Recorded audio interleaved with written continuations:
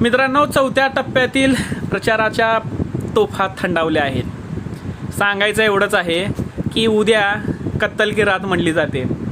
म्हणजेच उद्याचा दिवस जो आहे तो फेक उमेदवार जे असतात ते पैशाचं वाटप करतात किंवा दारूच्या बाटल्या इत्यादी इत्यादी वाटप करतात, असा दिवस तो मानला जातो.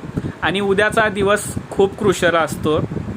मी पुन्हा एकदा सांगतो की जर कुणी पैसे ऑफर करत असतील तर बिंदास पैसे घ्यायचे, पण तुमच्या भागाचा विकास करणाऱ्या उमेदवारालाच तुम्हाला मतदान करायचं आहे.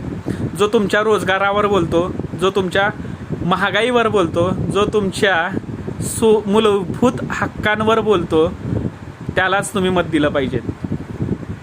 आणि ठरवा की तुमच्यासाठी, तुमच्या भागासाठी योग्य उमेदवार कोण आहे. आणि अजून एकदा सांगतो, तुमच्या भागाचा विकास करायला मोदीजी येणार नाहीत.